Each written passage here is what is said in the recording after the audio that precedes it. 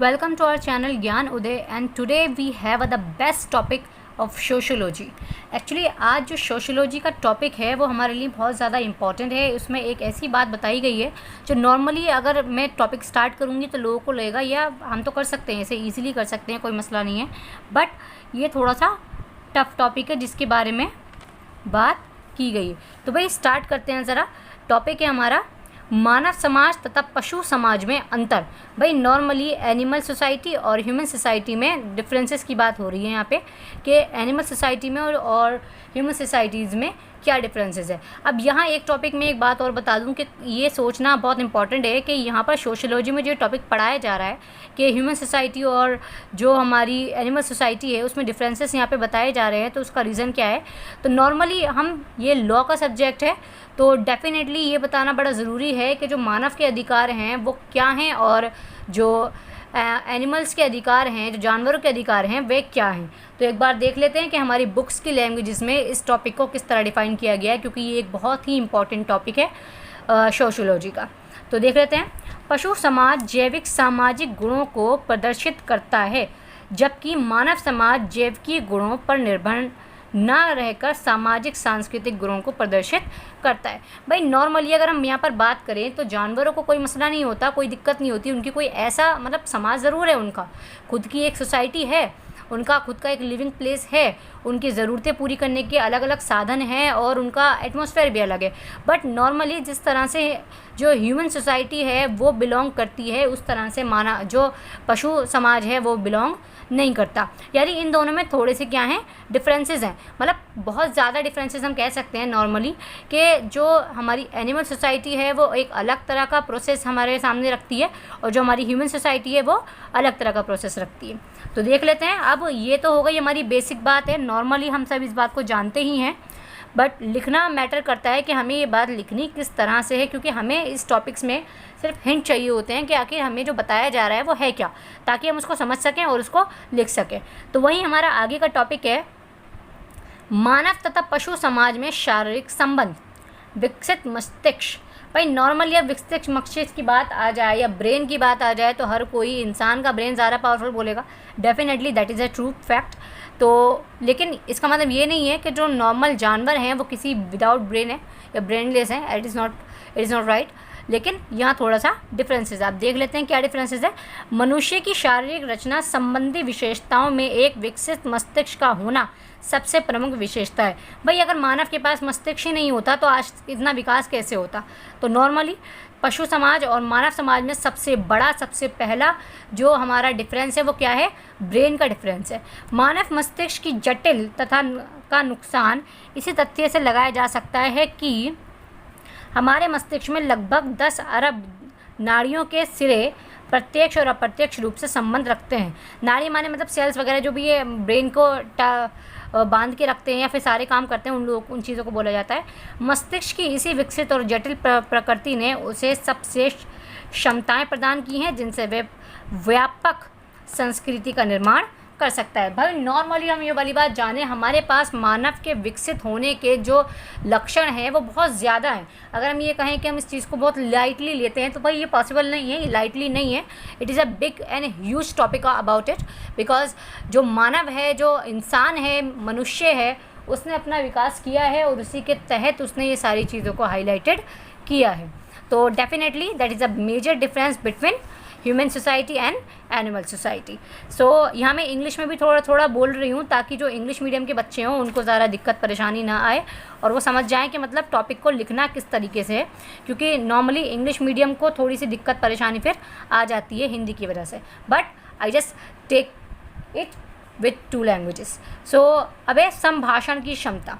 तो भाई संभाषण क्या होता है? नॉर्मली अपने आप को स्पष्ट करने की बात यहाँ पर की जा रही है. तो हम जानते हैं कि मानव के पास एक लैंग्वेज है. तो क्या जानवरों के पास लैंग्वेज नहीं है? नहीं भाई, बिल्कुल है, बिल्कुल लैंग्वेज है. बट पॉइंट क्या है कि नॉर्मली हम एक दूसरे को पॉइंट कर सकते हैं, लेकिन शायद ये इजीली पॉसिबल ना हो सके कि जो जानवर हैं वो अपने आप को इस तरह से एक्सप्रेस कर पाएँ. मनुष्य में स्पष्ट रूप से बोल सकने की क्षमता उनका एक प्रमुख प्राणी शास्त्रीय गुण है. वैसे तो संभाषण की योग्यताओं का संबंध विकसित मस्तिष्क से भी है, लेकिन इसके साथ ही मनुष्य को कुछ अन्य विशेषताएं भी प्राप्त हैं। उनकी सहायता से ये कार्य अधिक सरल हो जाता है। नर वानरों का जबड़ा फैला हुआ है और जीभ इतनी मोटी होती है कि वे आवश्यकता अनुसार उसे घुमा नहीं सकते। मनुष्य की रचना पशुओं से बिल्कुल भिन्न है।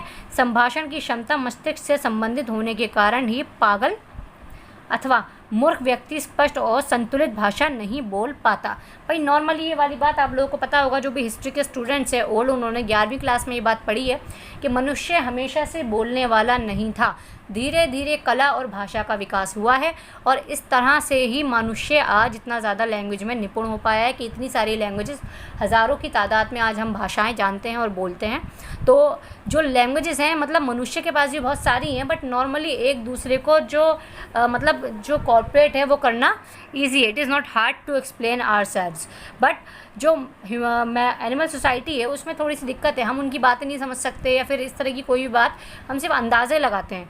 तो उनके पास थोड़ी सी ये दिक्कत है, थोड़ी सी ये डिफरेंसेस है human society and animal societies के अंदर।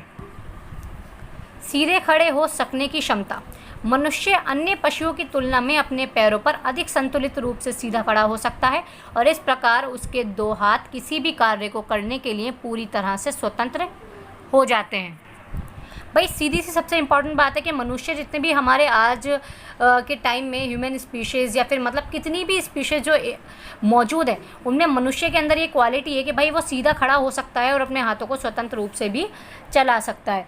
अब वहीं एक इम्पॉर्टेंट बात है कि भाई पशुओं को सीधा खड़ा होने के लिए अपनी पेशियों और पेट को बहुत संतुलित करना पड़ता है, जबकि मनुष्य को ऐसी कोई कठिनाई नहीं उठानी पड़ती। भाई ये एक मेजर डिफरेंस है, लेकिन मैं थोड़ा सा और डीप बता देती हूँ। तो ये भी बात आपको पता होनी चाहिए कि मनुष्य हमेशा से सीधा खड़ा नहीं होता था। कई तरह के मनुष्य थे, ऑस्ट्रेलोपिथेकस और सेपियंस तो बाद में आए। नॉर्मली वानर टाइप के अलग थे और ये सब अलग थे, होमिनिड्स और ये सब अलग थे।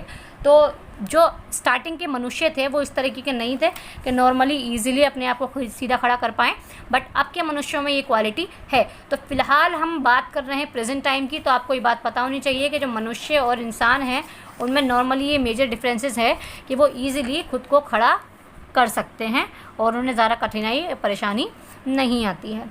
हाथों का लचीलापन। भाई नॉर्मली हम एक बात जानते हैं कि कुछ इस तरह के जानवर होते हैं जो अपने हाथों को अपनी मर्ज़ी से मोड़ नहीं सकते, उनको ट्रीट नहीं कर सकते, बट मनुष्य कर सकता है। मानव के हाथ बिल्कुल स्वतंत्र हैं और इतने लचीले हैं कि उन्हें किसी भी प्रकार से हिलाया जा सकता है और उनकी सहायता से चीज़ों को भी प्रतिनिधि के हाथों की बनावट इस प्रकार की ना होने के कारण मनुष्य से बिल्कुल भिन्न है। तो वहीं भाई ये बात बहुत इंपॉर्टेंट है हमारे लिए जानने के लिए कि नॉर्मली हम इस बात को समझ सकते हैं हाथ पैर सबके हैं, आँख कान नाक भी हैं, बट नॉर्मली जानवर की जो सोसाइटी है, जो उनका समाज है, वो इस तरह से अपने हाथों को मूव नहीं कर सकते जैसे कि इंसान कर सकता है। इंसान के हाथ उसके लिए मोस्ट इम्पॉर्टेंट ऑप्शन है। तो वही हमारा नेक्स्ट ऑप्शन है अन्य शारीरिक विशेषताएं।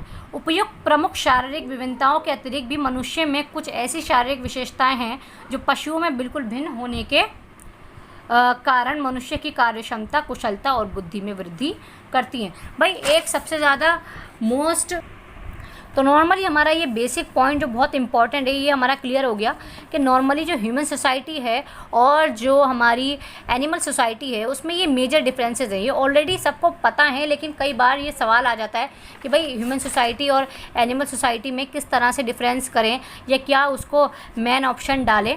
तो आई होप आपको ये सारी चीज़ें समझ में आई होंगी और आपको समझ में आई हों। So please just watch and like and subscribes.